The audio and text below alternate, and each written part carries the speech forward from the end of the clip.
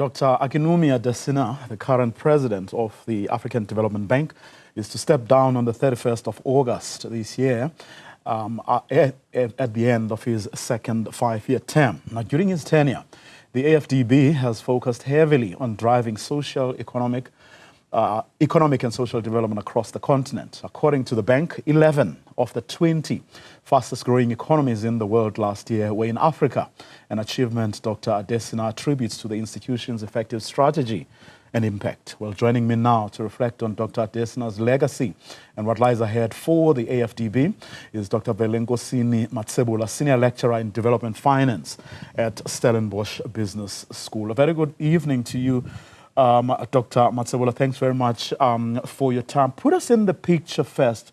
What exactly is the role that this bank plays in the life and development of this continent? Okay. No, thank you. Thank you for having me, Vuyo. So essentially, the African Development Bank provides a financial and technical support to both public and private sector institutions in South Africa. So its core mandate is to basically spur sustainable economic growth, social development, and it does this through a range of functions, which would probably include your lending and grants. So under the lending and grant portfolio, that would entail of the sovereign loans to governments for infrastructure, health, development, and other public investment. They also play the function of non-sovereign loans and equity investments to private sector projects with development impact in the continent. They also provide grants and concessional financing to, especially to countries that are considered as fragile or low income in that regard. So the other aspects that they provide, which include your policy advice and technical assistance, projects preparation and risk guarantees. So this is done through entities like your Africa 50 and the African Investment Forum. And in this regard, the bank helps bring bankable projects to life by reducing risk and crowding and crowding in the private investment. Because as we know, most of the investment usually is mostly left in the hands of the private sector. What would be, yes, what would be some of those bankable projects? In other words, to the uninitiated, what are some of their flagship programs that people can point to? Okay.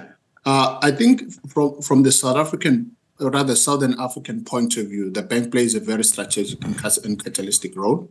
So both through direct financing and by facilitating regional integration.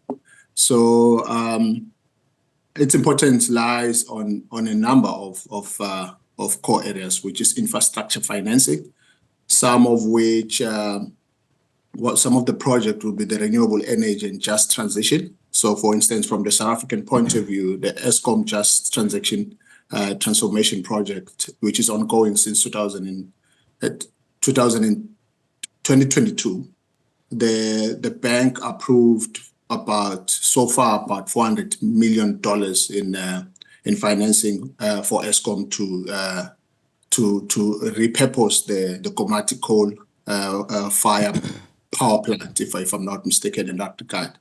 And also it provides advisory support to the establishment of the National Water Resource Infrastructure Agency that we've just known from a South African point of view. So this support is to manage the bulk water infrastructure, aiming to improve their sustainability and access to clean water in the country. It also plays a very crucial role in supporting SMEs and entrepreneurs, which we know these guys are the main employers in developing economies. So through partnership with institutions like the Development Banks of Southern Africa, or rather the DBSA, as well as the African Guarantee Fund, the bank has channeled resources to enhance access to credit for small and medium enterprises with a focus on the youth and women-led businesses. So this is a very important aspect, particularly because the issue of financing in this space is quite problematic. Well, I mean, apart from, I met Dr. Adesina in Durban a couple of years ago. Apart from our shared love for bow ties, he came across as a charming person. But beyond his charm, what is it exactly that he actually brought to the bank which is being credited for? Yeah. Look, Dr. Adesina's presidency, which I think began in 2015, it brought quite a visionary leadership to the bank.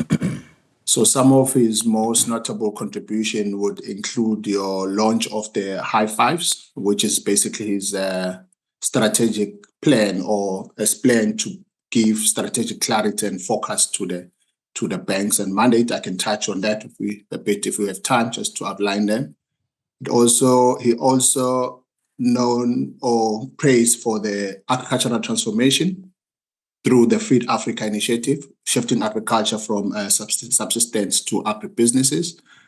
There's also the issue of innovative climate financing, including leveraging private sector capital for green growth. So sort of to include, or rather invite or nudge the private sector to sort of play much role within this space, as well as strengthening institutional governance and capital base. So he oversaw the successful general capital increase of, I think it's around 115 billion in 2019. And this was regarded as the largest in the bank's history, which is, I think it's a great achievement in that regard. As well as the effective crisis management during the COVID-19 problem that we all know about.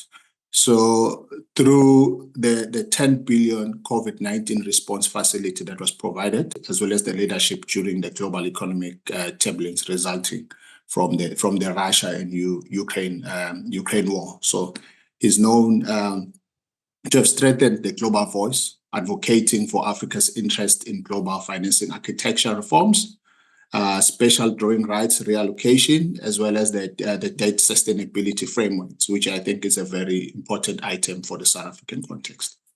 Now, 5 top candidates are in the running, including our own Swazi Tshabalala, the only woman among in the 5. What's your money on? Who is your money on?